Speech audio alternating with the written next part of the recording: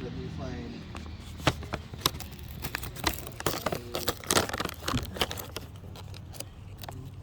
All right. So I'm Covel McDermot, and I am a 2019 graduate student from the University of Delaware. And before UD, I was at Delaware State University. That's where I did plant science. And prior to Delaware State University, I was at the University of West Indies in Jamaica. That's where I studied chemistry. And then before chemistry, I was at the College of Agriculture, Science and Education in Portland. And at that time, I studied biology and chemistry. So today, I want to talk to you about trees, red maple in specific. All right? So red maples are everywhere on the northeast side of the United States, but if we go to the west, we won't find any. All right? So we are here and we're going to talk about how we can use trees to say much about the environment, and of course we can infer something about our health and well-being. All right? So let us focus on this terminology, urban tree physiology. I don't know if you ever heard the term before, but it's a pretty new term in the literature. The trees in cities, they tend to have a unique physiology that we need to explore. But we're at the stage where we are defining the term urban tree physiology. So I'm going to share with you a research, one of the first of its kind, to establish a model how we can infer what urban tree physiology means. Now we're going to use red maple to help explain what this terminology means. All right? But to jump a little bit, have you ever heard of the term the anthropocene? Yes. That is you, having a pronounced impact on the environment. So we are in that period, the Anthropocene, when humans are having a pronounced impact on the ecosystem, on the environment, on the globe. All right? So everything that is happening, you are to be blamed. All right? I am to be blamed. All right? Bear that in mind. Now, if you look at this map, it is a nighttime view of the Earth from space. All right? Here with the circle is the United States. What you can see is these lights, night lights. And because we can see these night lights, it tells us pretty well where humans are concentrated on the planet. Alright? So we're on the edges, pretty much the coastal areas. And these areas are what we call urbanized environments, alright? So humans are creating cities all over the world. So we come to this term called urbanization. We're seeing where humans are creating more built structures and mass migration of humans from rural to urban environments. That's where we are. More than 50% of the world's population currently reside in cities. In America alone, some 80% live in the city. Alright? So the city, the life is city. Now, what you're seeing here are what we call hotspots of human development. And there's a term that they use to describe it called megalopolis. And this megalopolis is stretching from Boston in Massachusetts. And here is Philadelphia, Pennsylvania. And we are going down the stretch to DC. Alright, so this one is in focus. This is where I'm going to talk about trees. Alright, so we're going to talk about trees here in Philadelphia. And that is called a megalopolis. It's not unique to the northeastern side of the US. Wherever we settle and build cities, we form this belt. Alright, what are the other problems that we are creating as humans? We are changing the climate. We hear this talk about climate change so often. Global climate change. It's a regional effect more so. Everywhere in the world we are building cities, alright? So of course the cumulative effect can be felt at the global level. So there are two things that we are concerned about when we talk about climate. Temperature and precipitation. Of course we know a lot about temperature, but I'm going to introduce it to another new terminology. When we talk about trees in city, we often talk about the urban heat island. Have you ever heard of that term before? The urban heat island. Great.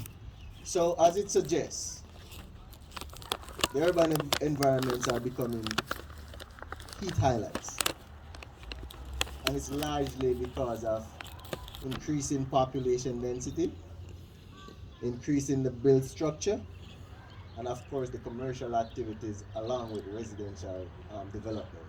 So what? We produce carbon dioxide and whatever we respire. And at the same time, this carbon dioxide can create a blanket at the city level, at the center of the core. This blanket somewhat forms a dome shape and it holds heat. The sun energy hits the concrete structure, the build structure during the daytime, and some of the energy is bounced back into space, what we call the Earth's albedo. All right? But much of the heat is held by the buildings, and the buildings slowly release the heat at night. So at night time, you tend to have warmer temperatures. Of course, the soil activity is very, very, very rampant. Soil respiration is going on. Birds are still flying because your lights are still on. So the ecology, the ecosystem is very much active at night in urban environments. All right. Now, when we talk about precipitation in urban environment, this is where active research is going on because it is very variable. Water presence in soil is very variable, and we will realize that this is directly correlated with the presence of trees that use their roots to hold water in the system. So this is what the urban heat island would look like. At the center of the city, you have the highest temperature, and as you move to the suburbs and the rural, the temperature falls off. All right, so it's a comparison between the urban and the rural. No, not much is talked about when we talk about trees in city. We talk about the biogeochemistry because a lot of biogeochemical cycles affect the availability of compounds for the trees to take up. So we must talk about the biogeochemistry of urban environment. It is very different, altered if you should ask. It's not comparable to your rural counterpart. Of course, again, largely driven by human activities. We construct and we deconstruct. We peel off the earth's surface from time to time. So this affects the water cycle, the nitrogen cycling, the carbon cycling, and much other biogeochemical cycles. So this is one thing we must talk about. So previously we talked about carbon dioxide, and in that sense, when we talk about carbon dioxide, we're talking about the urban CO2 dome, that blanket that is formed at city center. Then there is also excess nitrogen deposition that is constantly going on in the cities. Where is it coming from? Your tailpipe, when you drive your car, the industrial operation, all right, producing a lot of nitrogen, falling out of the sky as wet and dry deposition, moving back to the forest to act as a food. Now there is also the issue of elevated nutrients in cities. We're seeing now where the soils in forests, for example, are becoming more nutrient dense. They are becoming more alkaline in nature, which is unprecedented. The city used to be acidic. It is still acidic though. But we're seeing where the soil conditions are changing somewhat to becoming more alkaline. How? Remember we talk about construction and deconstruction activities going on. Roads being built, calcium being washed into the system again, magnesium. All right, so these are source for food. And remember that gypsum material that is on the wall. It's a source of calcium for the system. And calcium is what one of these compounds that you use to lime soil, right? So we are seeing where they are having beneficial effect to some effect on the soil pH and as well as the bulk density of the system. But we are challenged by things like heavy metals. Zinc is a very good essential micronutrient, but it can also be a heavy metal, depending on the concentration and the form in which it appears. But much of the zinc that we are seeing in our soils are coming from whenever you press onto your brake. You're driving your car and you're holding the brake. Much of that zinc that is in the system is coming from your activities. Alright? And I can tell you so many other chemicals that we can find in the soil that is coming from your battery. Alright? your body, but they're not necessarily tested for in our water system as well. All right. So we're going to see when you damage the soil, it lost the ability to hold toxins, and so your water table becomes contaminated. And so what is in your system, showing in your leaf, eventually comes back in your body.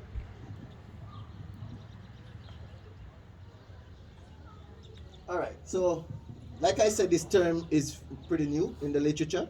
So one person in 2015 attempted to give an opinionated piece about it, not a published study, just an opinionated piece of how to approach the term urban plant physiology. And it really explained two simple approach.